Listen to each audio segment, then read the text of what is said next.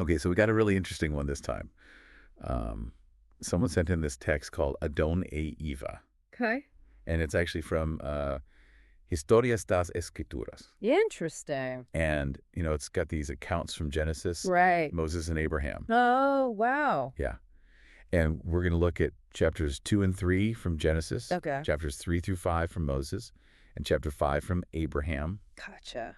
And it's all about Adam and Eve. So the very beginning. Yeah, like the very, very beginning. Like the OG story. Yeah, like how did this all start?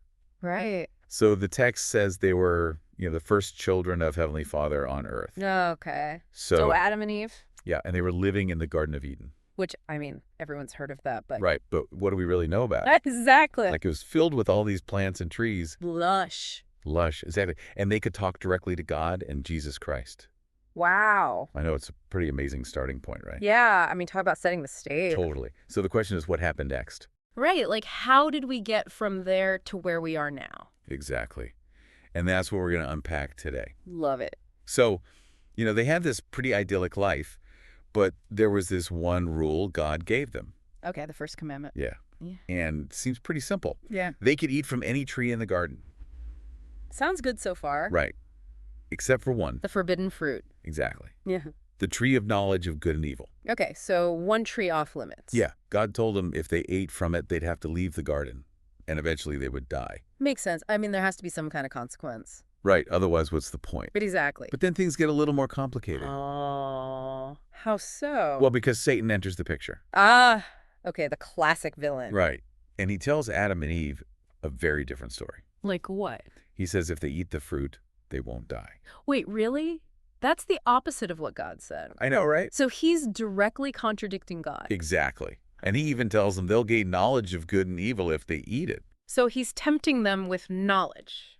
Yeah. And it's interesting because he introduces this element of choice. Right. Like suddenly they have to decide who to believe. And what to do. And what are the consequences of that choice? Yeah. So what happens?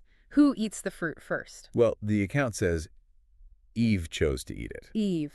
Okay. Yeah, we don't know exactly what was going through her mind at the time. Right. Like what her reasoning was. But she makes that decision. Okay. So Eve eats first. Yeah. And then she offers the fruit to Adam. And what does he do? He decides to eat it too. So they both make that choice. Yeah. Interesting. So then God and the Lord come to visit them like they usually did. Yeah, but this time Adam and Eve are afraid and they hide.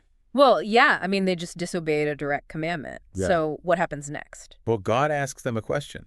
What does God ask? He asks them if they ate from the tree. And what do they say? They both admit to it. So they own up to their actions. Exactly, which is pretty important, right? Yeah, totally. I mean, it shows they understand what they did. And they're willing to take responsibility for it. Right. So what happens then? What's the consequence? Well, they get kicked out of the Garden of Eden. Okay, so they're separated from God's presence. Right, which is a huge change from how things were before. Yeah, they lose that direct connection. Exactly. So does the story end there? Well, not exactly. Okay, what happens next? Well, because they ate the fruit, now they have knowledge of good and evil. Right, right. And that means they can have children.